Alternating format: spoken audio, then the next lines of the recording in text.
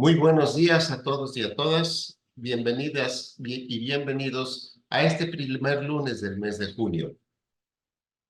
En este mes, nuestra plática número 22 de los lunes inicia con una secuencia de pláticas que tendremos en el mes de junio sobre los famosos DESCAS, que son los derechos económicos, sociales, culturales y ambientales que forman parte de los derechos humanos. En esta ocasión, quisiera yo presentar a la doctora Aremi, la doctora, perdón, Aremi Gutiérrez Centeno, que es ella quien nos va a presentar el tema de protección, justiciabilidad y vivienda. Antes de comenzar la plática, les pido a todos que de favor puedan abrir sus cámaras con la finalidad de tomar un screenshot, una fotografía, y que forme parte de nuestro archivo, de nuestro acervo de capacitación de todas las personas que participan. Así es que les agradeceré que en estos próximos 5 minutos abran sus cámaras. Ya posteriormente, si ustedes gustan, las pueden cerrar para poder tomar la fotografía. Y me permito presentar a la maestra Marisol Hernández, que viene a sustituir en representación de nuestro presidente Juan José Cepeda Bermúdez, que en esta ocasión no nos pudo acompañar, y le doy la palabra a la maestra Marisol.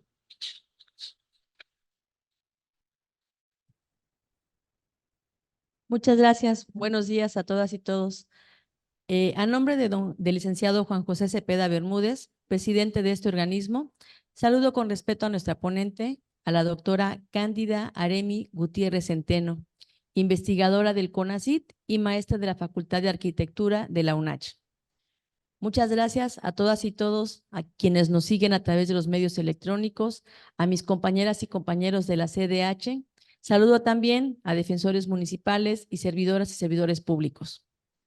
Amigas y amigos, los derechos económicos, sociales, culturales y ambientales, conocidos como DESCA, se integran en este esfuerzo de protección desde la Declaración Universal de los Derechos Humanos hasta el Pacto Internacional de Derechos Económicos, Sociales y Culturales, PIDESC, y otros mecanismos que buscan proteger la dignidad personal y colectiva en diversos escenarios. El reconocido esfuerzo de la comunidad internacional en esta área es la Agenda 2030 para el Desarrollo Sostenible, aprobada en septiembre de 2015 por 193 Estados miembros de las Naciones Unidas, estableciéndose una visión transformadora hacia la sostenibilidad económica, social y ambiental, creándose una guía de referencia para el trabajo. Los DESCAS son parte fundamental de la Constitución mexicana, consagrados en el capítulo primero del título primero constitucional y también en el artículo 123. De ellos podemos destacar el derecho a disfrutar de una vivienda adecuada, lo que es esencial para la dignidad y el desarrollo humano. La protección de los DESCAS implica garantizar que cada individuo pueda satisfacer sus necesidades básicas y disfrutar de un nivel de vida adecuado. En este contexto, los estados tienen la obligación de utilizar el máximo de los recursos disponibles para lograr progresivamente la realización de estos derechos y evitar retrocesos. A diferencia de los derechos civiles y políticos que se han considerado más fácilmente justiciables, los DESCAS han enfrentado mayores dificultades. No obstante, es fundamental entender que todos los derechos humanos son interdependientes e indivisibles. El avance hacia la justiciabilidad de los DESCA, los instrumentos internacionales han proporcionado medios para que los individuos y grupos puedan presentar quejas sobre violaciones de estos derechos. A partir de la reforma constitucional del año 2011 y los mecanismos de justiciabilidad establecidos desde entonces, como el amparo, las acciones colectivas, la justicia contenciosa administrativa y las acciones de inconstitucionalidad representan un avance significativo en la protección de los derechos humanos en México. Para avanzar en la protección y justiciabilidad de los DESCAS y en particular del derecho a la vivienda, es necesario un compromiso decidido y una acción coordinada entre Estado, la sociedad civil y la comunidad internacional. Trabajar en conjunto para garantizar que estos mecanismos se utilicen plenamente y de manera efectiva asegura que los derechos humanos sean una realidad tangible para todos en nuestro país. Hagamos de los derechos humanos nuestro estilo de vida. Muchas gracias. Muchas gracias, maestra Marisol. Quisiera, antes de comenzar, leer la semblanza de la doctora Cándida Areni Gutiérrez. Sí, antes de comenzar, quisiera pedir a todos los participantes, a todas las participantes, que nos apoyen abriendo su cámara brevemente para que podamos tomar una fotografía y dejar testigo de estas pláticas que estamos dando. Agradezco nos hagan favor de abrir en este instante sus cámaras, unos breves minutos, y posteriormente podrán cerrarlas. Muchas gracias. La doctora Cándida Areni Gutiérrez Centeno es doctora en Derecho por el Instituto de Investigaciones Jurídicas de la Universidad Autónoma de Chiapas. Se ha desempeñado como profesora de la licenciatura en Derechos Humanos en el Centro de Estudios para la Construcción de la Ciudadanía y la Seguridad de la Universidad Autónoma de Chiapas y en el posgrado de la Universidad San Marcos. Colabora como asesora legal en la Asociación Civil Colectivo Educación por la Paz y Derechos Humanos. Ponente en diversos seminarios y congresos como la audiencia pública del Tribunal Latinoamericano del Agua, organizado por el ITESO, y el Foro Internacional DESCA y la Agenda 2030 para el Desarrollo Sostenible. Ha publicado diversos capítulos de libros, el más reciente, La producción social, vivienda como estrategia para garantizar el derecho, en el año 2023. Actualmente realiza una estancia postdoctoral asociada al Proyecto Nacional de Investigación e Incidencia 321260 sobre producción social de vivienda, financiado por el Consejo Nacional de Humanidades, Ciencia y Tecnología, CONACYT. Pues damos la bienvenida a la doctora Areni. Bienvenida, muchas gracias. Gracias a todos por abrir sus cámaras. Si gustan, ya las pueden cerrar. Adelante, doctora. Gracias, muy amable. Muy buen día a todas, a todos. Gracias por acompañarnos.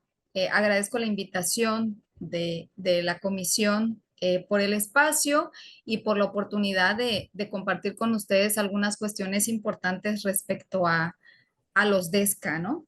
Bueno, voy a iniciar la presentación ya muy rápido.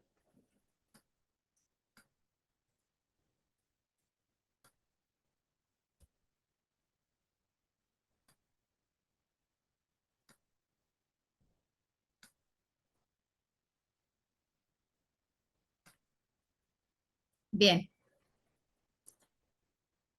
El tema del que les voy a platicar el día de hoy se titula DESCA, Protección, Justiciabilidad y Vivienda. El título DESCA, pues obviamente como ya la mayoría sabemos, ¿no? DESCA se refiere a derechos económicos, sociales, culturales y ambientales. Y aunque estoy segura que ya tenemos una idea de lo que estos derechos representan, pues vamos a empezar como haciendo la introducción de a qué nos referimos cuando hablamos de DESCA. Tenemos básicamente en el ámbito internacional dos sistemas de derechos humanos, ¿no? Los conocemos como el sistema universal, que está asociado a la ONU, a la Organización de Naciones Unidas, y tenemos al sistema interamericano, pues que está asociada a la Organización de Estados Americanos, ¿no? A la OEA. Haciendo referencia al primero de ellos, al sistema universal, recordemos que cuando se firman inicialmente la Declaración Universal y posteriormente se firman los dos pactos, pues como de mayor trascendencia en la historia del derecho internacional de los derechos humanos, pues tenemos al Pacto Internacional de Derechos Civiles y Políticos y al Pacto Internacional de Derechos Económicos, Sociales y Culturales. Hasta este momento de la firma de este pacto, pues hablábamos de DESC, no de DESCA, ¿no? Hablábamos de derechos económicos, sociales y culturales, el PIDESC. Y dentro del sistema interamericano, cuando se firma la Convención Americana sobre Derechos Humanos, pues se hace referencia también a ellos, ¿no? No se hace una división en pactos como se hizo en el sistema universal, se concreta en un solo documento, pero en ese documento se hace referencia específica a estos DESC, a estos derechos.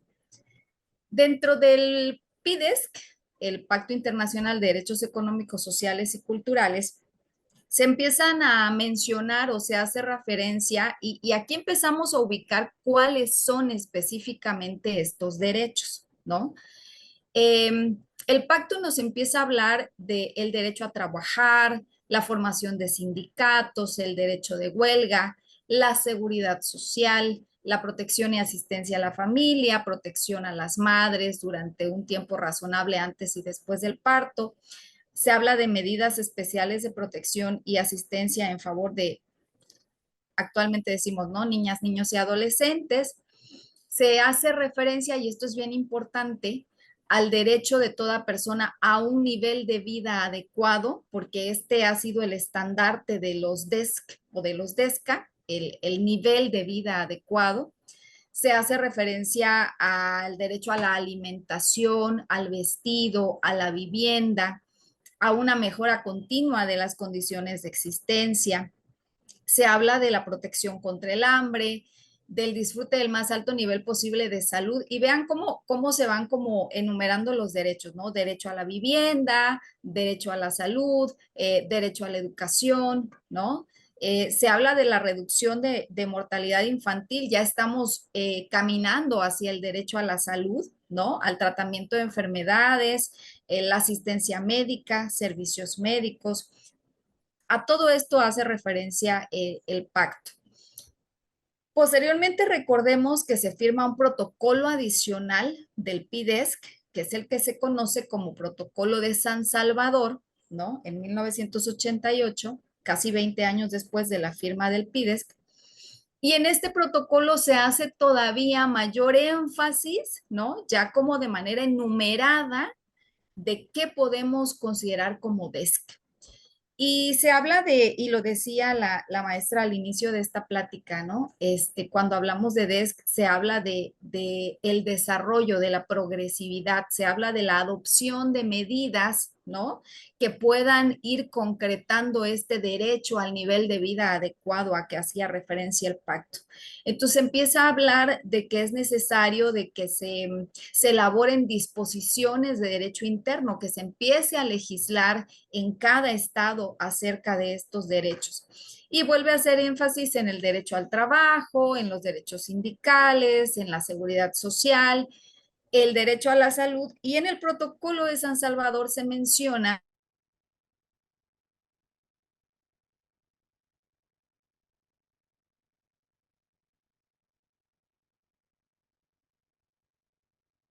la materia ambiental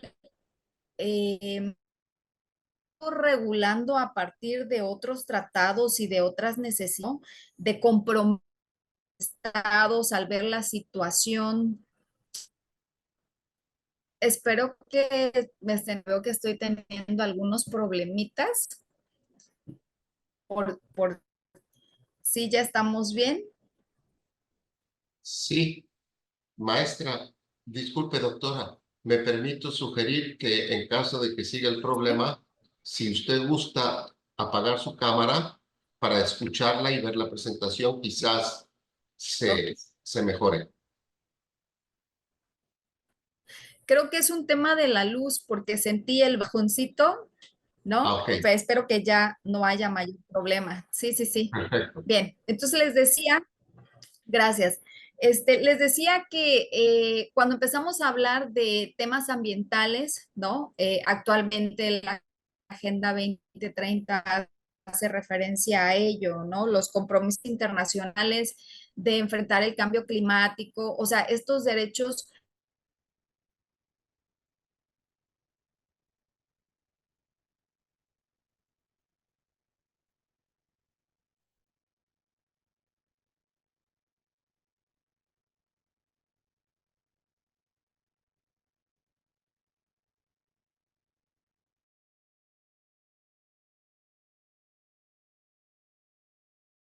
Maestra, perdón, maestra Aremi, no se le escucha.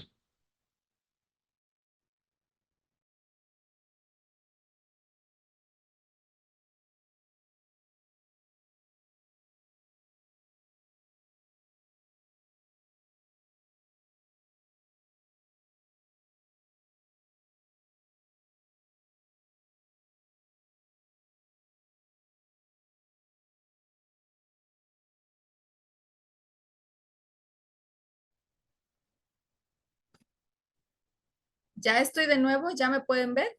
Sí, Ok, mil disculpas. Bueno, vamos a continuar. perfecto. No estoy compartiendo, ¿verdad? Sí, no. Ok, ahí voy de nuevo.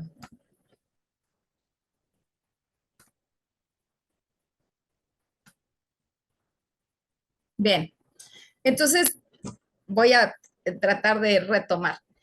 Y decíamos que en el protocolo de San Salvador se empieza a hacer, quedan como más claros que se empiezan a enumerar los derechos y se incluye el derecho a un medio ambiente sano, ¿no? Y entonces ya empezamos a hablar de DESCA, agregando el reconocimiento de algunos derechos, ¿no? Se refiere el derecho a la alimentación, a la educación, los beneficios de la cultura, de la familia, de la niñez, ancianos, minusválidos.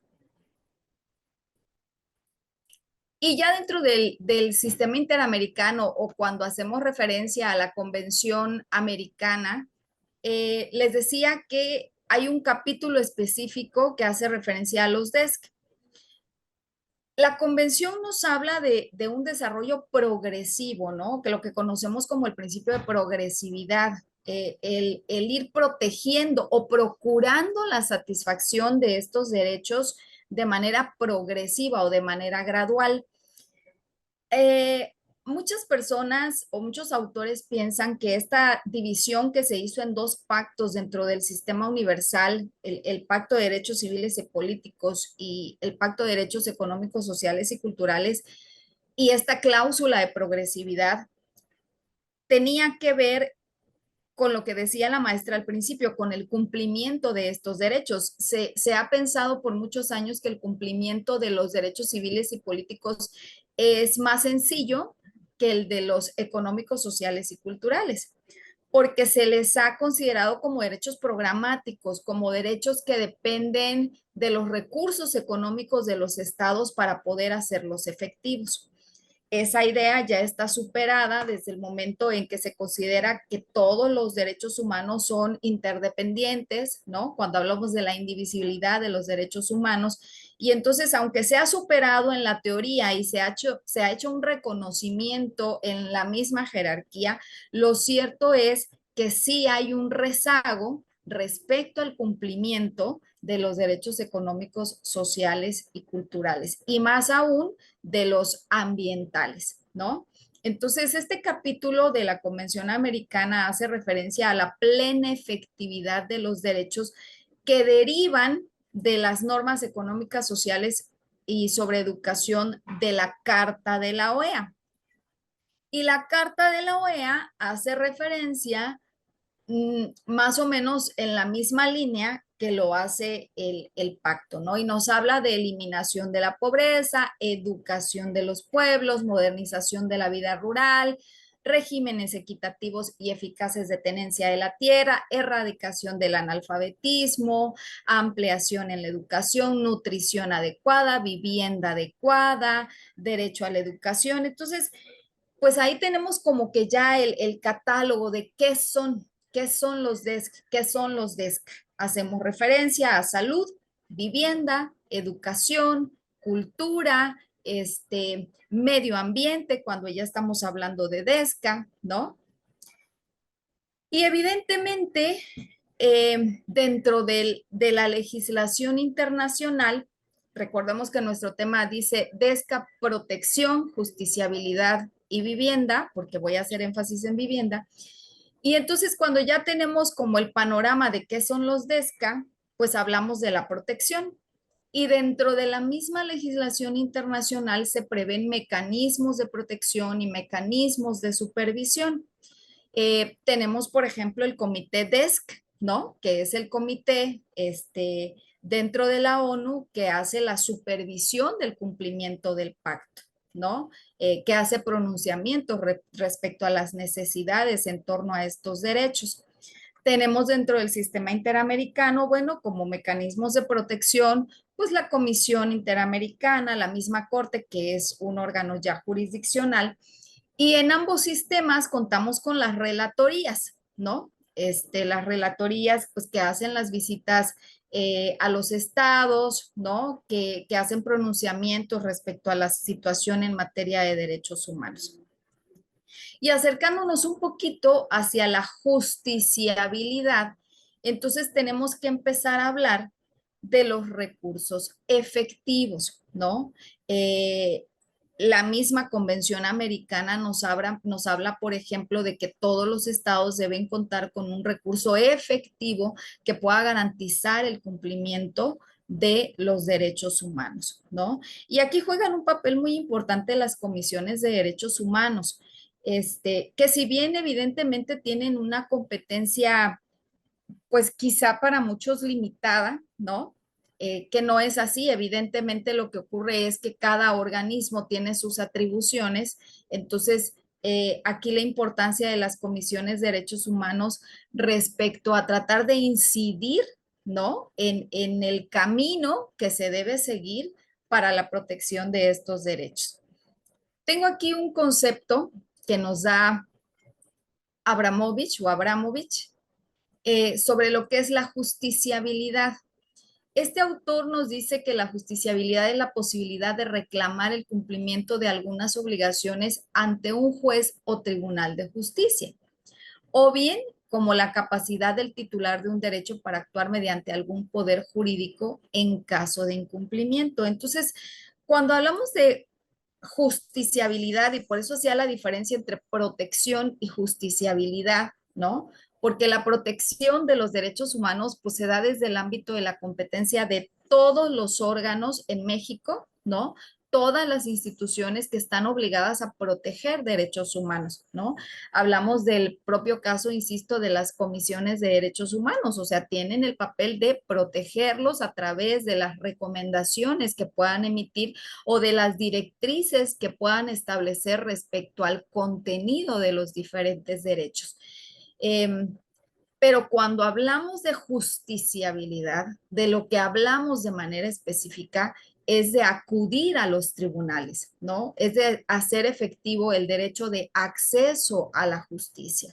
Es decir, ir y demandar cuando un derecho no se está respetando, no se está observando o incluso cuando está siendo afectado.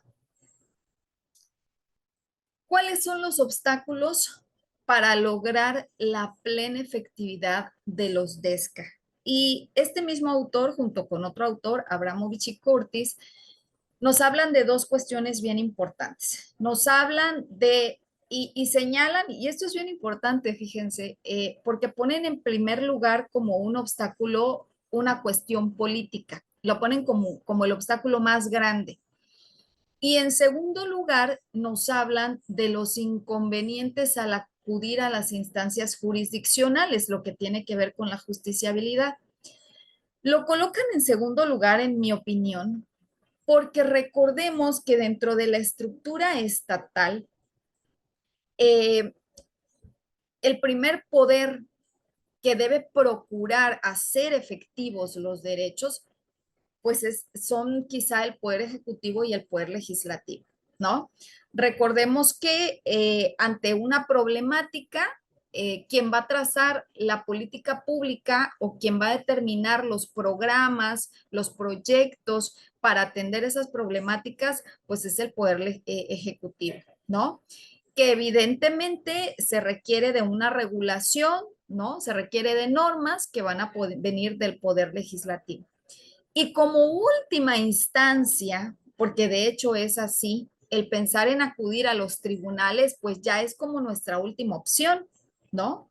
Entonces, cuando ya vamos ante un tribunal, lo que estamos diciendo es que el derecho no se pudo concretar por los otros entes estatales y entonces tenemos que ir a exigirlos ante un tribunal, ¿no? Entonces creo yo que esa es la razón por la que estos autores colocan a los obstáculos en este orden, ¿no? Primero la cuestión política y segundo los inconvenientes al acudir a la instancia jurisdiccional. Voy a hacer énfasis ahora sí en lo segundo en este momento. ¿Qué inconvenientes encontramos en la justiciabilidad de los DESCA? Nos mencionan como primer término, falta de especificación concreta del contenido de los derechos. Esto es algo que ocurre en México. Nuestra Constitución nos reconoce muchos derechos. En la Constitución está reconocido el derecho a la educación, el derecho a la vivienda, el derecho a una alimentación nutritiva, el derecho al agua, el derecho al medio ambiente, el derecho a la cultura. Todos estos DESCA están contenidos en nuestra Constitución, ¿no? En el Estado mexicano. Bien, pero ¿en qué consiste cada uno de ellos, ¿no? ¿Cuál es su núcleo esencial? ¿Cuáles son los mínimos? Recordemos que cuando hablamos de derechos humanos hablamos del mínimo vital, ¿no? Un concepto que incluso ya la Corte ha determinado a qué nos referimos con un mínimo vital. Entonces, estas especificaciones concretas muchas veces no están establecidas en una norma, ¿no? O incluso las normas que se supone que deben regularlos no están determinadas. Muchas veces tenemos que acudir a las observaciones generales, ¿no? Que hace el comité DESC para poder saber cuáles son los lineamientos o aquellos elementos que constituyen el núcleo básico de un derecho humano, ¿no? Entonces, este es un problema cuando acudimos a una instancia jurisdiccional porque es hasta dónde llega la obligación del Estado, ¿no? ¿Qué es lo mínimo que el Estado me debe dar en relación con ese derecho, ¿no? Entonces, recordemos que los tribunales pues emiten sus sentencias conforme a derecho, entonces van a la normativa, no encuentran estas delimitaciones y esto impide muchas veces que en las sentencias se pueda ser acuciosa respecto a qué es lo que se va a ordenar, ¿no? O qué es lo que se está incumpliendo. El segundo elemento, cuando acudimos a la instancia jurisdiccional que mencionan estos autores, nos dicen es la autorrestricción del Poder Judicial frente a cuestiones políticas y técnicas.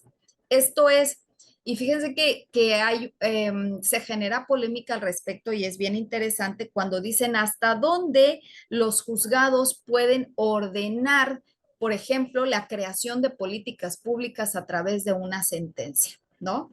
O sea, hay un exceso en las sentencias, es la opinión de muchas personas. Cuando un juzgado, por ejemplo, en un lugar en el que a lo mejor no hay agua y entonces el juzgado ordena, ¿no? Que se tienda una red de abastecimiento, se distribuya agua en pipas, entonces vienen reacciones en donde se considera que el Poder Ejecutivo está excediendo su esfera de competencia al ordenar políticas, al ordenar medidas, ¿no? Al Poder Ejecutivo en ese sentido. No vayamos lejos en materia de medio ambiente, hablando de DESCA, por ejemplo, en el tema de obras de esta administración, como lo ha sido el Tren Maya, que hemos escuchado en muchísimos medios de información, sin mencionar si estamos a favor o no estamos a favor de este tipo de obras, han habido muchísimos juicios de amparo, ¿no? Muchísimos, se promovieron muchísimos juicios de amparo en donde pues estos asuntos pues ni siquiera se les da trámite porque se considera que no hay un interés legítimo, que las personas que están demandando pues no son las indicadas para hacerlo, cuando en materia de medio ambiente al final del día pues lo que se protege es el medio ambiente, ¿no? Y no un interés personal o un interés subjetivo. Entonces, este tipo de cuestiones se presentan mucho en los juicios en materia ambiental o cuando hablamos de DESCA, ¿no? Esta autorrestricción del Poder Judicial, como de decir, no me puedo meter en eso porque eso es competencia del Poder Ejecutivo, ¿no? Entonces, ahí tenemos problemas en los juicios de amparo. Otra problemática que se presenta, dice, la ausencia de mecanismos procesales adecuados para la tutela de los DESC. Vean,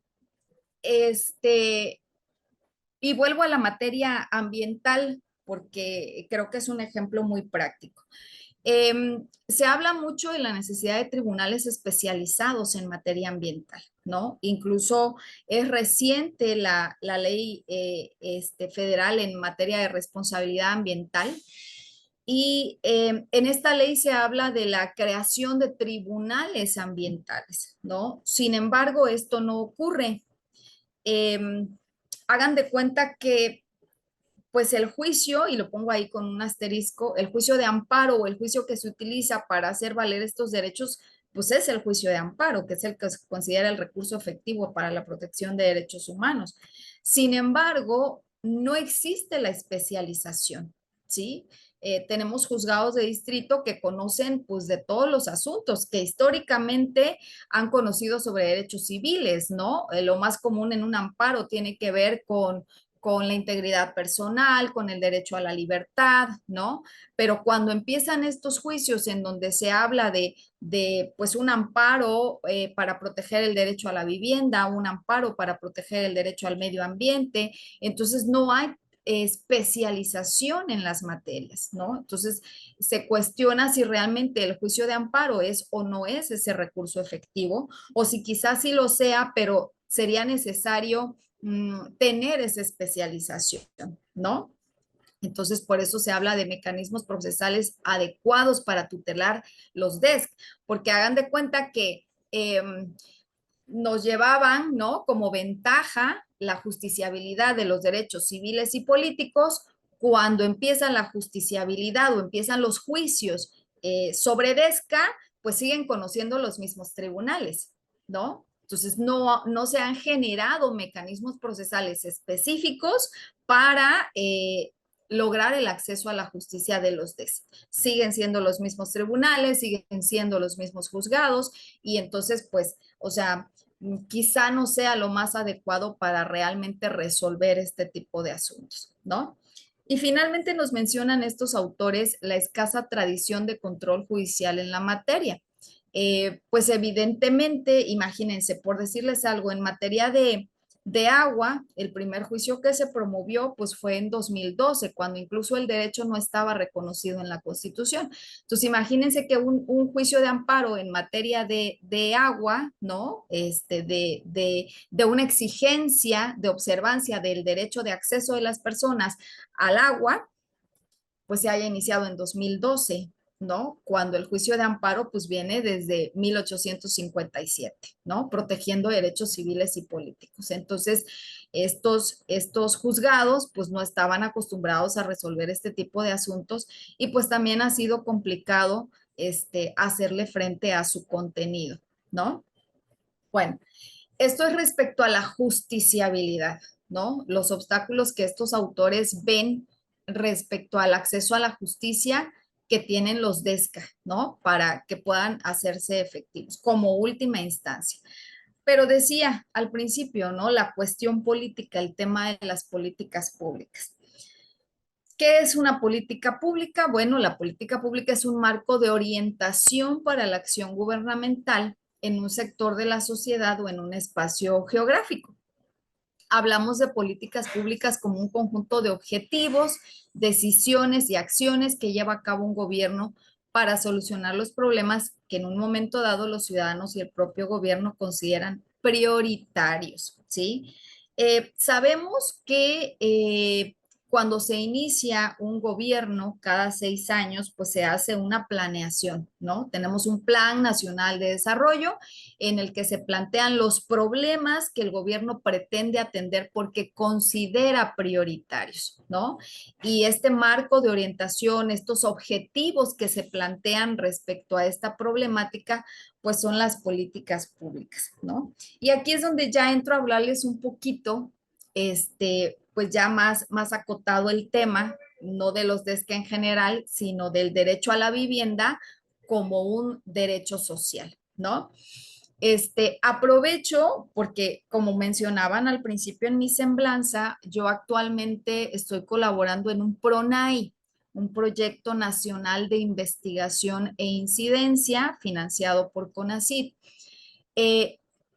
Que pretende garantizar el derecho a la vivienda. Cuando esta administración, la administración actual y vigente, genera su Plan Nacional de Desarrollo, genera ciertos objetivos y establece como uno de sus ejes principales garantizar el derecho a la vivienda, ¿sí?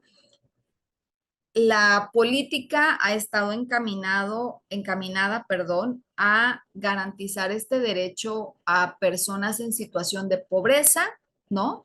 A grupos vulnerables, ¿no? Ese ha sido como el estandarte de esta administración, procurar que las personas que están en situación de pobreza y en estado de vulnerabilidad puedan acceder a la vivienda. Y como una estrategia para lograrlo ha sido la producción social de vivienda. Cuando hablamos de vivienda de manera específica, el marco internacional nos habla de derecho a una vivienda adecuada.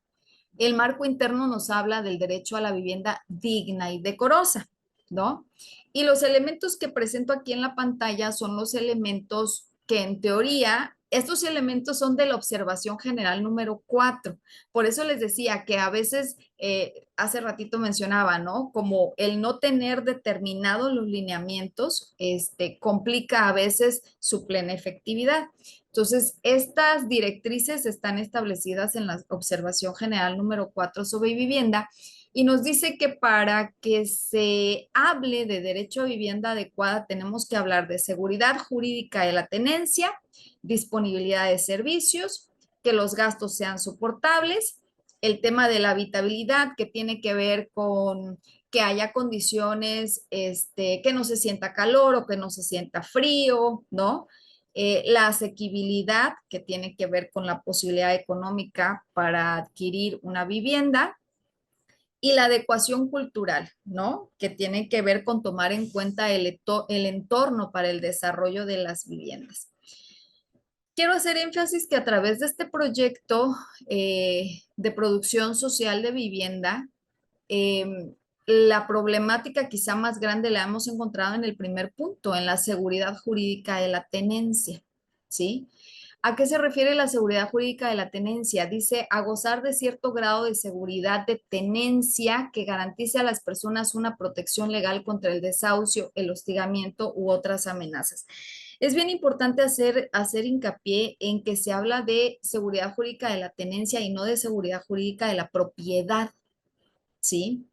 Porque no es garantizar que toda la gente sea dueña de una vivienda, ¿no? Sino de que la vivienda en la que las personas estén habitando no tengan el temor de que los van a llegar a sacar, ¿no? Incluso cuando hacemos un arrendamiento, ¿no? Tener la seguridad de que vivimos ahí y no nos pueden ir a sacar nada más porque no somos los dueños, ¿no? Sino que hay un contrato que está debidamente regulado, que tiene las cláusulas y que entonces no simplemente pueden llegar y decirnos váyase porque ya no queremos tenerlo aquí, ¿no? Yo sé que, y sobre todo aquí en Chiapas, tenemos muchos problemas respecto a la vivienda y que se genera un conflicto muy fuerte entre la protección del derecho a la vivienda y la protección del derecho al medio ambiente, porque nuestra legislación nos habla de que la tenencia de la tierra debe ser procurando la legalidad.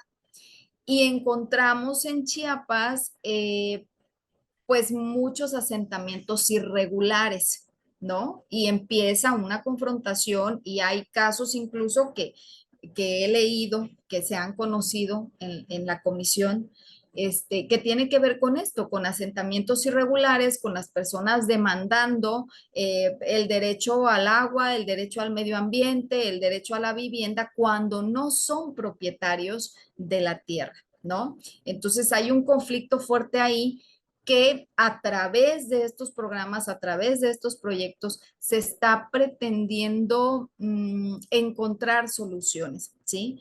Una cuestión bien importante que estamos encontrando a partir de este proyecto. Vean, es un proyecto de autoproducción asistida. Se reconoce que en México la mayoría de las viviendas son autoproducción, ¿sí? O sea, las personas las construyen con sus medios como pueden, no adquieren casas ya hechas, sino que van poco a poco comprando el material, contratando un albañil, entonces eso es la autoproducción. El planteamiento desde la política nacional es impulsar la autoproducción asistida, ¿no? O sea, que si bien la producción de vivienda venga de las mismas familias, cuenten con asistencias técnicas, ¿no? Que puedan garantizar que en esas viviendas va a haber seguridad estructural, se van a procurar las mejores condiciones de habitabilidad, ¿no? Se habla de la participación comunitaria, es decir, el diseño de viviendas tomando en cuenta la opinión de quienes las van a habitar. Y el punto más importante para mí en relación con lo que les hablaba sobre la seguridad jurídica de la tenencia tiene que ver con formas alternas de propiedad. Sucede que en México estamos como muy casadas con la idea de la propiedad, ¿no? La individual, ¿no? De tener mi casa, ¿no? Pero cuando desde la administración se está planteando abatir el rezago de vivienda en comunidades, entonces, o sea, pasamos a una cuestión totalmente distinta. El rezago de vivienda en comunidades es distinta. La mayoría de las viviendas están asociadas a propiedad ejidal y recordemos que la propiedad ejidal es una regulación completamente distinta de lo que es la propiedad privada. Entonces encontramos en las zonas ejidales, pues que en realidad las personas construyen sus viviendas, pero no tienen una escritura, por ejemplo, ¿no? A veces las constituyen en parcelas, a veces en tierras de asentamiento humano, a veces dentro de los solares y cada uno tiene una regulación distinta. Entonces se empieza a explorar el tema de la propiedad social. Estamos empezando a hablar de sociedades cooperativas de vivienda, ¿no? Hay algunos antecedentes en México, pero no están regulados, no existe legislación que apoye este tipo de propiedad, que pueda garantizar este derecho a la vivienda, porque no todas las personas tienen acceso a suelo.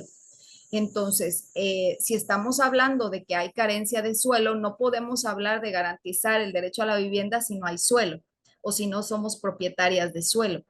Entonces, se empieza a impulsar este tema de las sociedades cooperativas, de hablar de propiedades colectivas, ¿no? O de propiedades en carácter de sociedad cooperativa, ¿no? Les decía, hay antecedente en México, yo no sé si ustedes lo han escuchado, un antecedente es Palo Alto, por ejemplo, en la Ciudad de México, ¿no? En donde la gente se organiza, construyen las viviendas y pues las viviendas son de las cooperativas, de la cooperativa, ¿no? Entonces esto es bien importante, empezar la búsqueda de formas alternas de propiedad en vías de garantizar el derecho a la vivienda, ¿no? O sea, el Estado en la búsqueda de garantizar este derecho está viendo alternativas a partir de estos proyectos estratégicos, ¿no? Como el que les estoy compartiendo y en el que estoy colaborando, que son proyectos de investigación y de incidencia, ¿no? Que empiezan a ofrecer estas sugerencias para garantizar el derecho. Y tenemos, bueno, dentro de esta estructura, la procuración del respeto al medio ambiente, ¿no? Yo creo que en este momento, de las cuestiones más importantes y de que deben ser transversales en todos los programas, es el cuidado del medio ambiente. El tema del cambio climático, pues es palpable, ¿no? Entonces tenemos que atender esta cuestión. De ahí, pues, que se esté tratando de implementar el tema de las ecotecnias, ¿no? O sea, de la búsqueda de los recursos naturales propios de la región. La verdad es un trabajo que se está desarrollando muy bonito. Les puedo hablar de construcción de viviendas en zona donde hay bajareque, pues se construye de esa manera, en zonas donde hay madera, que se haga uso de la madera. O sea, el derecho a la vivienda no solo se trata de que se construyan casas, ¿no? O sea, y que se dote de viviendas a la población, no. Eh, el derecho a la vivienda debe de contar con estos elementos que mencionaba aquí, ¿no? Entonces, es importante que se trabaje en todos esos elementos. Para hablar de seguridad jurídica de la tenencia, tienen que empezar a valorarse nuevas formas de propiedad para tener acceso al suelo. Para hablar de disponibilidad de servicios, se tiene que empezar a pensar quizá no en los servicios tradicionales, por ejemplo, de drenaje, del sistema público de agua potable, sino de a lo mejor empezar a ver otras posibilidades, como es la captación de agua de lluvia, como son los paneles solares. Cuando hablamos de gastos soportables, o sea, ver que sean, que las viviendas puedan realmente terminarse, ¿no? No nada más que se empiece y se nos acabó el dinero y ya no pudimos continuar. El tema de la habitabilidad, pues el diseño de la vivienda, ¿no? Ver si podemos hacer techos más altos, si podemos tener más accesos de aire, ¿no? Para evitar el consumo de luz. O sea, hay muchísimas cosas que se tienen que ver en relación a mejorar las formas de producción para garantizar el derecho a la vivienda, porque hablamos de una vivienda adecuada, hablamos de una vivienda digna, no hablamos solo de construcción de casas, ¿no? Y bueno, esto es en realidad en relación, perdón, con el proyecto que les decía. Yo les podría seguir hablando muchísimo, pero pues el tiempo la verdad que está reducido. Traté como de hacer el panorama general de los DESCA, llegar a lo que es la justiciabilidad, los obstáculos que se enfrentan y concluir un poquito de manera específica con el derecho a la vivienda y compartirles de qué forma se está trabajando a partir de la política pública. Pues sería todo de mi parte. Muchas gracias y quedo abierta a comentarios y preguntas. Muchas gracias, doctora Aremi. La primera pregunta dice, en este cambio de administración y autoridades federales, estatales y municipales, ¿cuál es la ruta a seguir por parte de la ciudadanía para la exigibilidad de los DESCA en los planes de desarrollo? ¿De qué manera pueden participar los organismos de derechos humanos? ¿La contestamos de una vez o Sí, primero? claro. Ok, gracias. Bueno, vean, les decía hace ratito, ¿no? Están como las dos formas o las dos vías. Una es tratando de que se cumplan y la otra ante el incumplimiento, ¿no? Que es como la última vía y que es la jurisdiccional. ¿Cómo pueden participar las comisiones? Bueno, yo creo que las comisiones a través de sus recomendaciones, impactan mucho en los lineamientos, ¿no? Son sugerentes respecto a cómo debe diseñarse la política pública o cómo debe modificarse. Entonces, es bien importante que a partir de las comisiones, en sus pronunciamientos, en sus recomendaciones, puedan impulsar a lo mejor esto de lo que les hablaba, ¿no? Estos criterios de decir, bueno, quizás se deberían explorar otras formas de propiedad, se debería garantizar la tenencia de esta forma, ¿no? Porque no es únicamente el decir, oye, haber estado, garantiza el derecho a la vivienda, sino cómo debe ser esa vivienda. Entonces, yo sí creo sinceramente que desde la comisión se puede hacer mucho al momento de hacer los pronunciamientos y las recomendaciones, como siendo un poquito más específicos en señalar las necesidades que deben cubrirse desde la política, desde los programas para garantizar no solo el derecho a la vivienda, sino que esa vivienda sea realmente adecuada, ¿no? Con los elementos que mencionábamos hace ratito.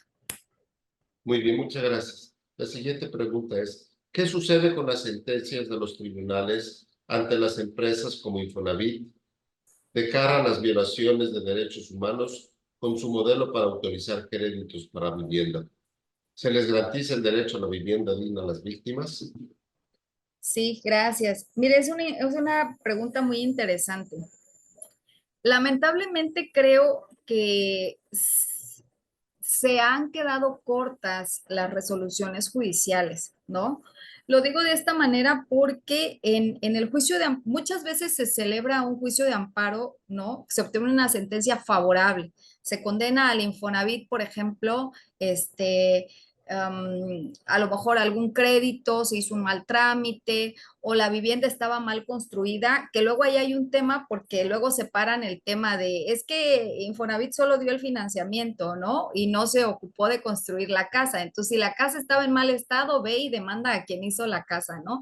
Entonces, jurídicamente hablando, se complica este tema, pero en el supuesto de que efectivamente obtengamos un amparo y se condene al Infonavit a decir, a ver, es que no se garantizó una vivienda adecuada, se dio un financiamiento sobre una vivienda que no cumplía los requisitos de una vivienda adecuada. El problema muchas veces tiene que ver con el cumplimiento de esa sentencia, ¿no? O sea, a veces se obtuvo la sentencia y eso está muy bien y se aplaude e incluso se hace público, pero esa sentencia para cumplirse puede llevarse 2 años, 3 años, 4 años o se cumple parcialmente porque dentro de las sentencias de amparo los juzgados tienen que ser muy específicos y era lo que les decía hace rato, ¿no? O sea, el empezar a resolver estos juicios ha generado que las sentencias no sean de repente como acertadas en lo que se ordena, ¿no?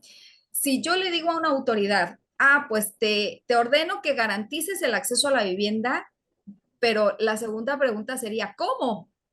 ¿Cómo? ¿No? ¿Qué específicamente hay que hacer? Entonces, eso en muchas ocasiones falta en las sentencias, los efectos del juicio de amparo, determinar exactamente, ¿no? Decir específicamente, se tiene que reparar la vivienda, se tiene que ordenar a la constructora, no sé, como estas medidas específicas, yo creo que todavía se tiene mucho que trabajar en el ámbito jurisdiccional, ¿no?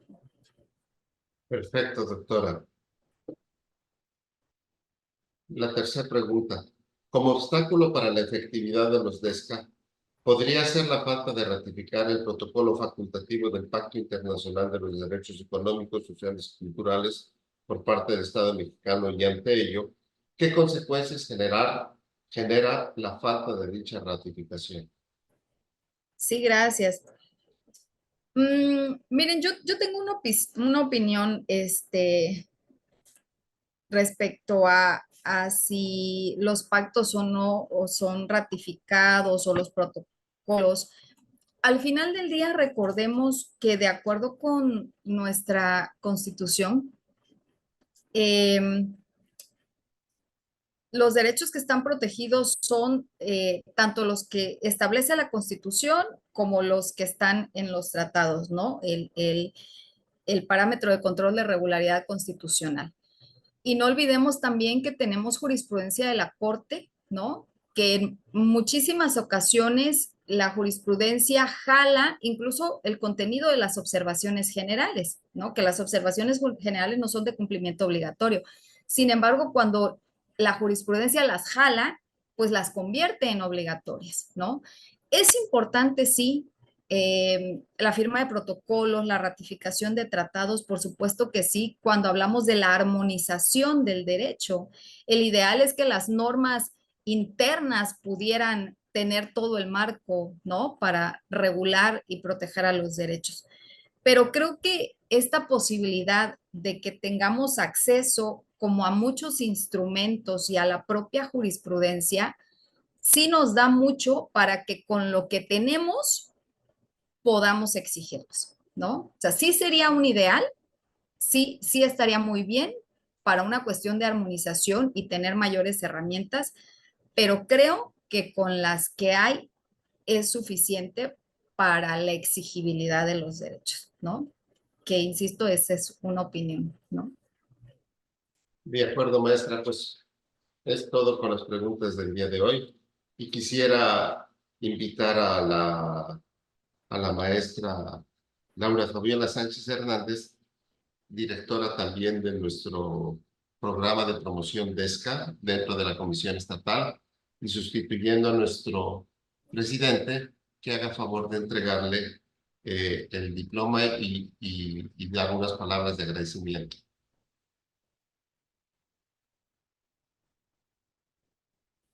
Gracias, doctora.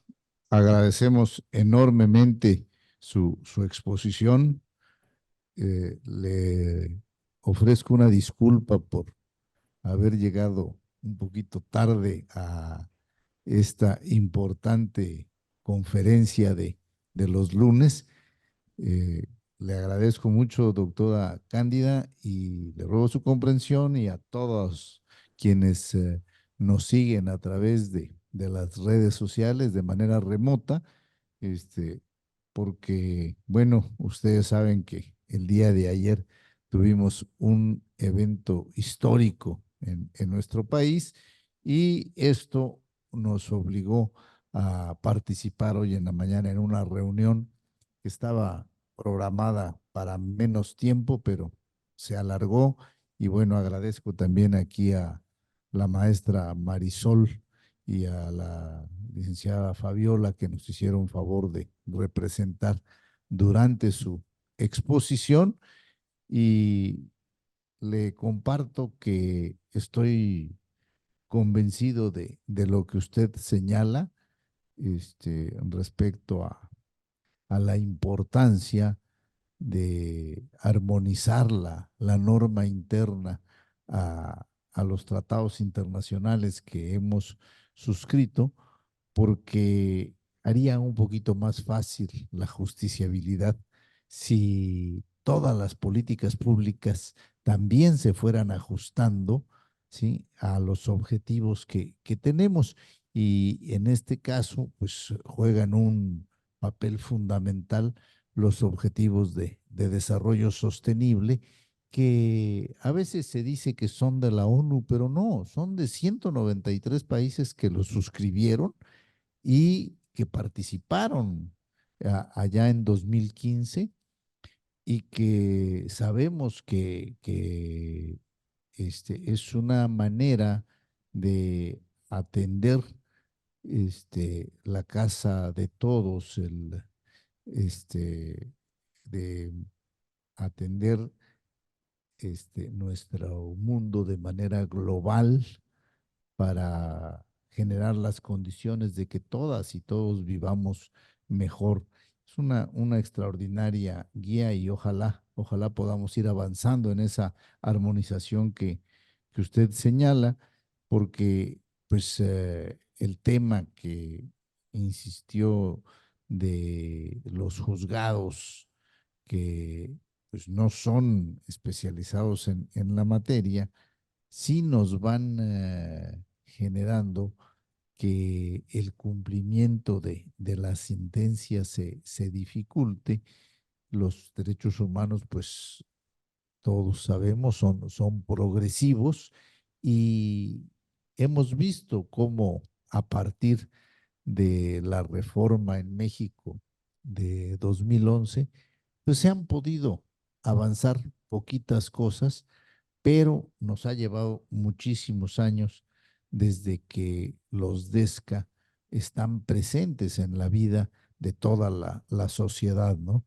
Yo le agradezco muchísimo, no tengo nada que agregar más que mi reconocimiento a su excelente exposición, su compromiso con este tema de la vivienda digna, que como bien señaló usted, no se trata solo de una construcción material, tiene que darse de manera integral con todos los servicios básicos y con todo lo que implica la vida cotidiana de las familias, no podemos pensar en solo un espacio físico sin todos los servicios y lo que requiere una familia para vivir dignamente. Yo le agradezco muchísimo. Ahorita le pido al maestro Javier que nos haga favor de poner en pantalla el reconocimiento que la Comisión Estatal de los Derechos Humanos de Chiapas otorga a la doctora Cándida Aremí Gutiérrez Centeno por esta excelente plática de los DESCA, Protección, Justiciabilidad y Vivienda. Le haremos llegar físicamente el original y le agradezco nuevamente a todas y todos quienes nos acompañaron en esta conferencia de los lunes y de manera especial pues a la doctora Aremí. Muchísimas gracias, que tengan un excelente día y una buena semana para todas y todos. Bueno, muchísimas gracias. Nuevamente me sumo al agradecimiento de parte de nuestro presidente. Gracias a todas y a todos por participar. Nos vemos el próximo lunes en nuestra plática. Buen día y buen inicio de semana. Muchas gracias, buen día.